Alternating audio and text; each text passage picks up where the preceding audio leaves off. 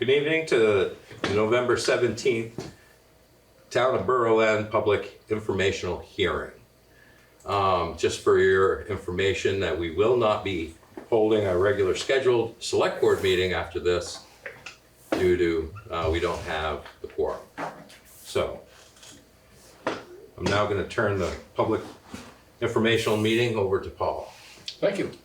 I'm Paul Gillis, your moderator. This is not a town meeting. This is a public hearing, so that we won't be taking motions, making votes, but we do need to know as much as we can about the subject, which is the capital budget. And I'm told that one of the authors, Ron, is prepared to introduce it to us.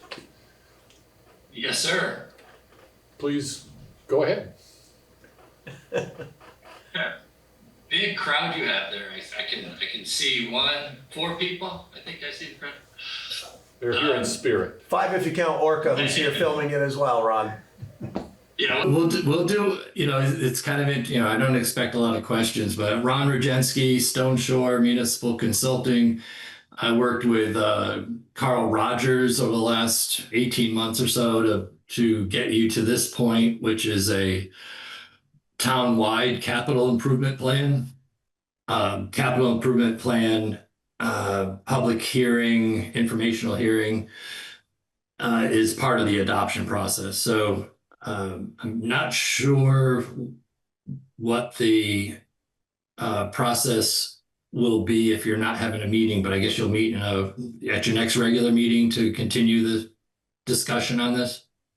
Yeah, this is a public meeting, and so it shouldn't impact what the board does, but the board can't act until it has a majority. So you are. I can explain the intent, right, to Ron, if that's Sure. all right, Go right Mr. ahead. Moderator. So Ron, the intent is to hold a public hearing tonight based on the schedule that was provided, correct? And then once the public hearing is done, present it to the board for adoption at the next meeting, which would be December 1st.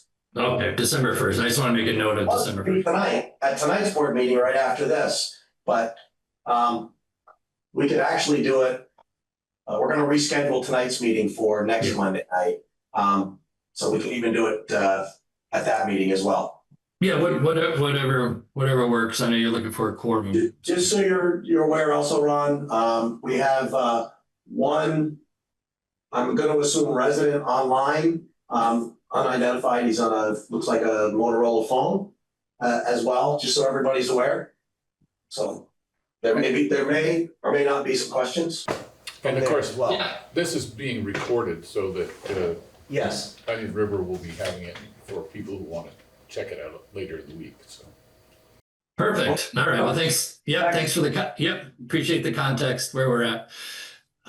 So just a really quick review. Part of the capital planning process actually started back in 2016 and prior, where the Selectboard was looking for their new town center. And part of that town center designation process included a Berlin Town Center capital plan. This version, which is the FY27 capital improvement plan, expanded that area to the town, townwide. So we have a asset inventory and we have a capital plan. They go together. There's a couple missing pieces that the select board can pick up, and I'll just go over that. One of them is a capital maintenance plan. A capital maintenance plan would run parallel to the capital improvement plan. And the maintenance plan is generally things that just get replaced. For example, one police car every year. You don't necessarily have to put that kind of replacement cycle in your capital improvement plan, because there's not a lot of decisions to make about that. You have a cruiser, you have a replacement cycle, and you follow that. The capital improvement plan right now has a threshold of $10,000 or more. You could raise that level, let's say $100,000. At that point, you have a more of a need to have two plans. Let's call it the capital maintenance plan. That's just regular rotation of equipment. It's just part of the budget, paid for from taxes. You have your regular cycle. The items over 100,000 obviously reduces your capital inventory quite a bit for the planning process, but you can focus on those $1 million items, those $700,000 items. So I just want to, this plan does not do that. This plan is all inclusive at 10,000 or more. So just if in case anybody's wondering what we're dealing with, it's pretty broad. There's I don't know, over 100 capital items. There's 68 that made it into the plan. And those 68 are what we're talking about tonight. The first year of the capital plan is the capital budget. Now, the select board is working on the next year operating budget, which is FY27. Within the FY27 operating budget, there are capital expenses.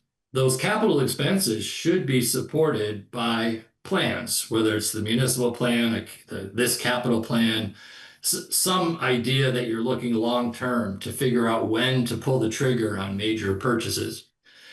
So in this particular plan, the first year of this plan is FY27, which is also the operating budget that you're working on for next July 1st. When you see a capital item in this plan, we could take an example. You have a proposed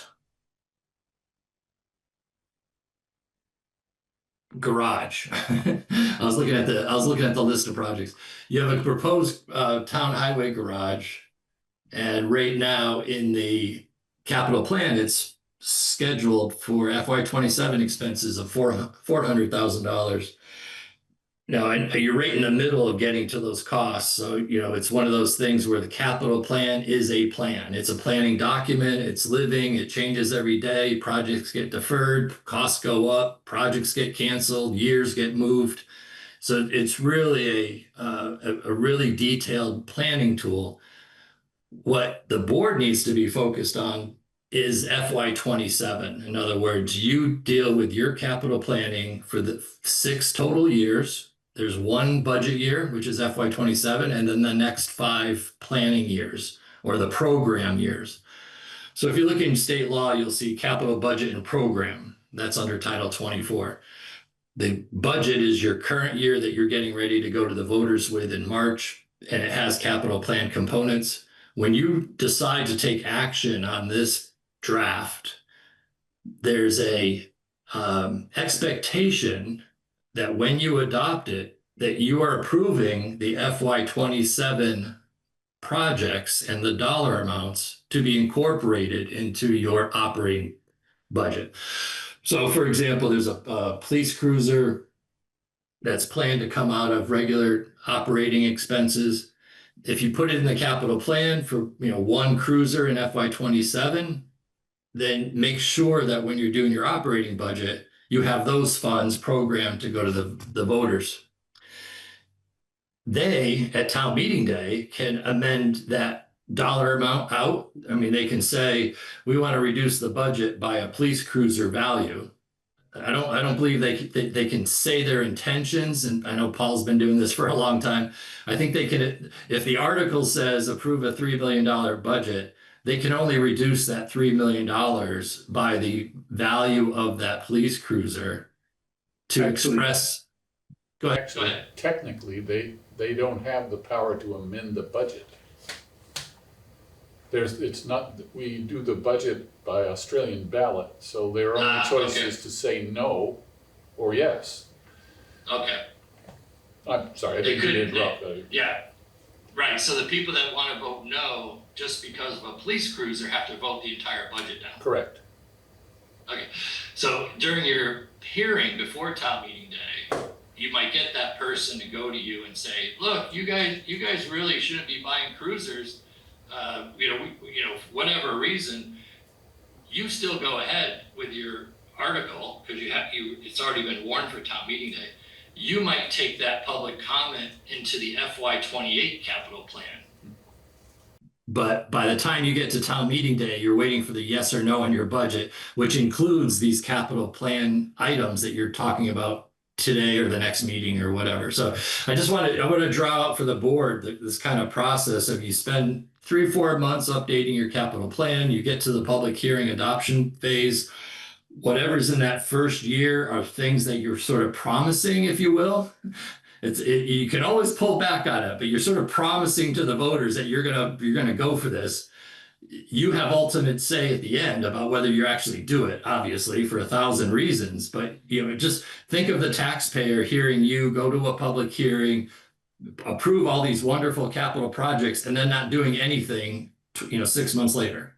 It wouldn't be good. So just be careful of what you approve so that the voters have access to this information. If they see that police cruiser and they're a fan of the police department, they're going to expect you to buy a police cruiser in FY27. Not only did you have it in your capital plan, but the voters also approved the money.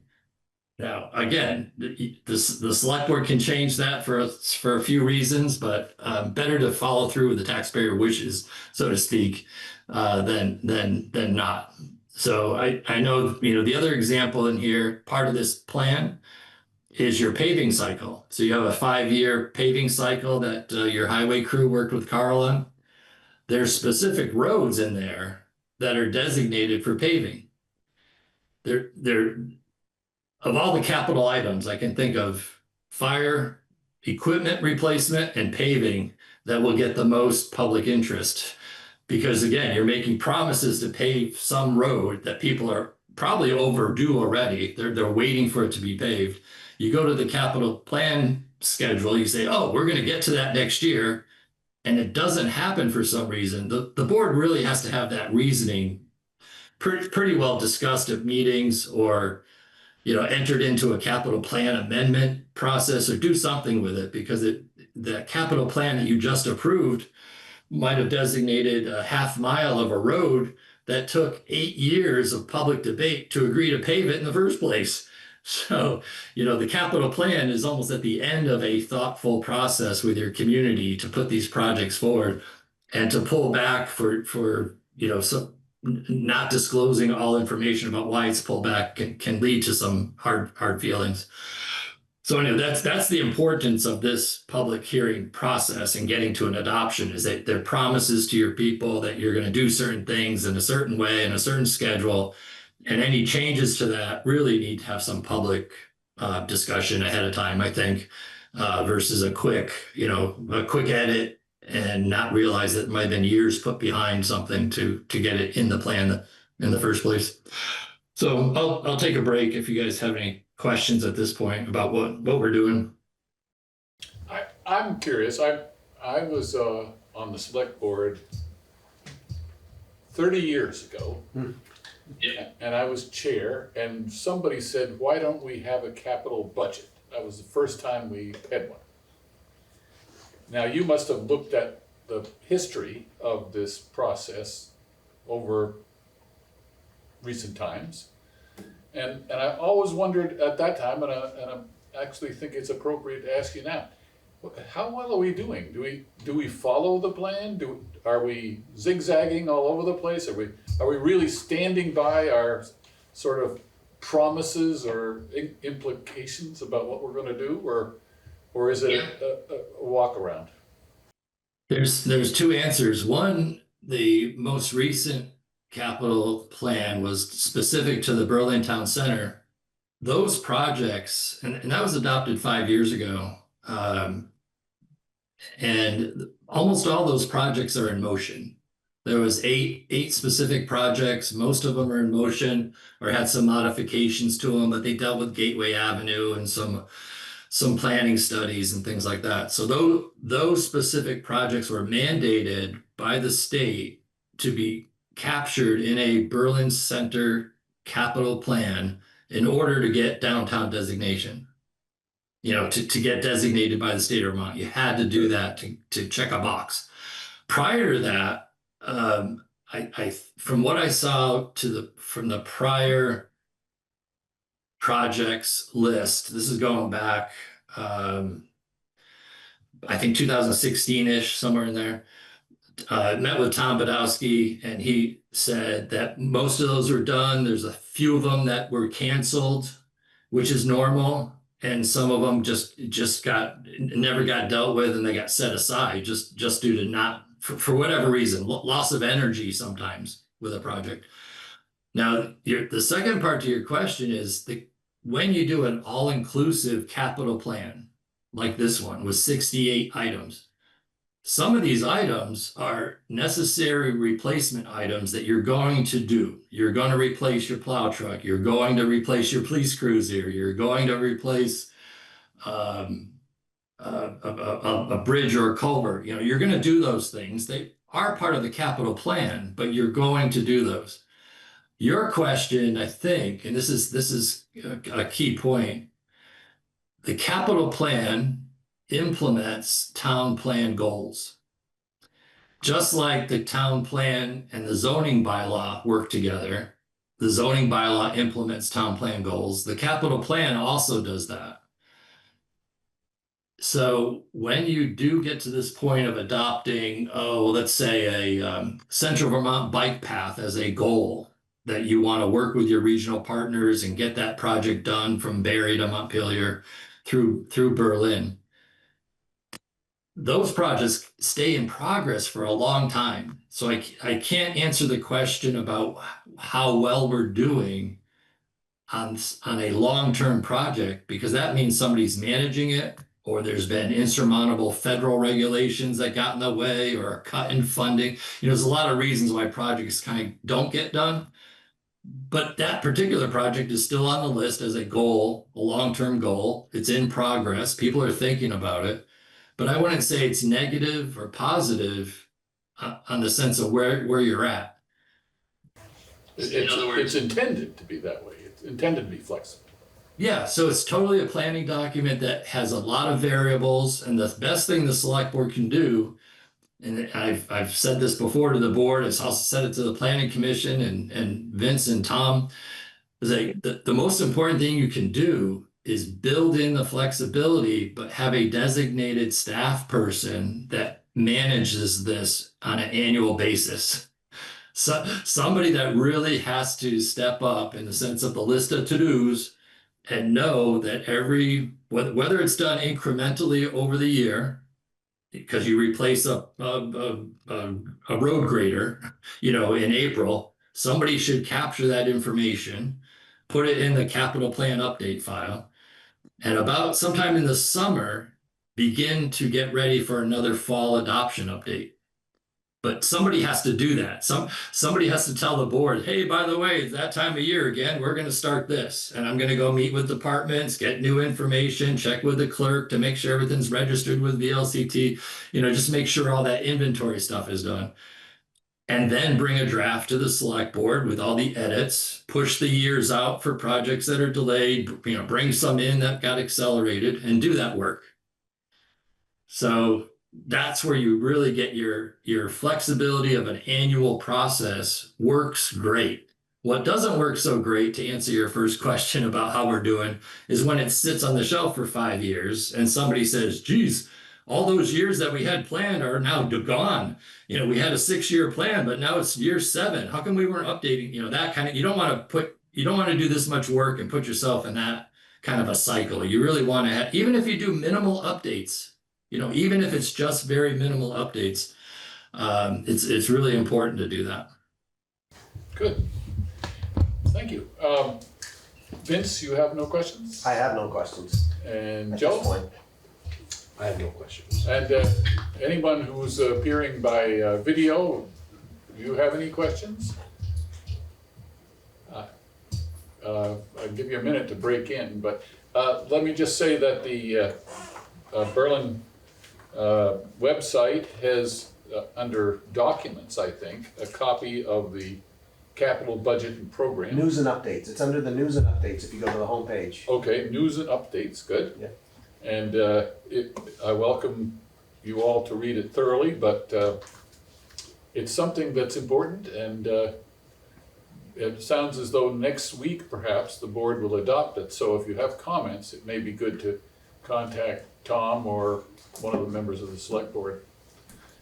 I guess I'm gonna, I don't know if we're in a select board meeting or not, but as far as the public hearing goes, is it all right if we close it down now? Shall we I would just adjourn? ask Ron if he has anything else he'd like to add at this point. Yep, no, I think a procedural thing, I believe this was in the newspaper for tonight.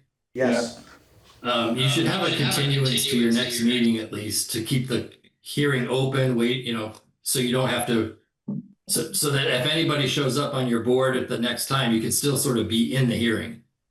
Good piece of advice. Well, that's a good point, because it will be on the agenda for adoption at the next meeting. Yeah, I would put a continuance hearing on the agenda with after that, have a action item on the plan. Well, it's only the moderator, so I mean, I'll leave it in the board's hands because they can't do that. But thanks for your help. It's good to see you again, by the way. Paul, I still read your books. Okay, we're all set for the night.